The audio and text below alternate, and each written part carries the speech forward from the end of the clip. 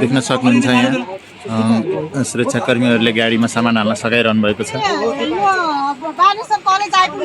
नेपाल प्रहरीका सुरक्षाकर्मीहरूले यहाँ अहिले काठमाडौँको गैरी गाउँबाट मान्छेहरूलाई सेफली सुरक्षित स्थानमा स्थानान्तरण गर्नको लागि अर्थात् घरभित्रबाट सामान निकाल्नको लागि मद्दत गरिरहनु भएको दृश्य तपाईँहरूलाई हामीले देखाइरहेका छौँ। यो काठमाडौँको गैरी गाउँको दृश्य हो।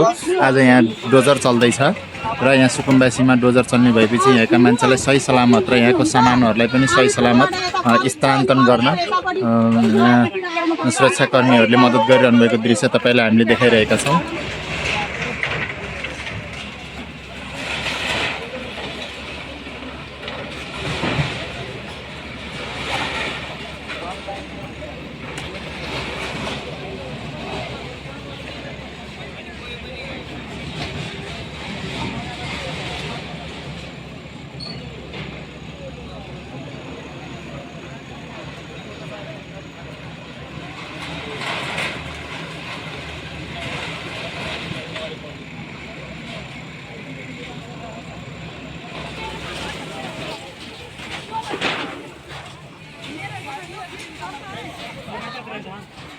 भाइ फोटो नखिच्नु भाइ।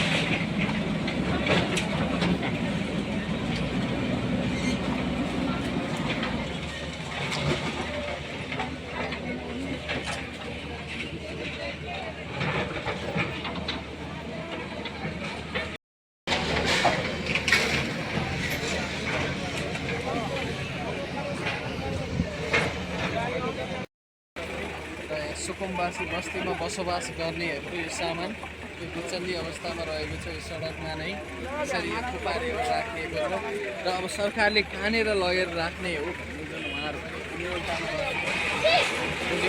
सरकारले चाहिँ व्यवस्थापन गर्छौँ भनेर भनिसक्नु भएको छ र हामी सुरक्षित स्थानमा लगेर राख्नेछौँ र वास्तविक सुकुम्बासीहरूलाई हामीले सहयोग गर्नेछौँ, सरकारले सहयोग गर्नेछ, हेर्नेछ भनेर भनिएको छ। अब बाँकी दिनहरू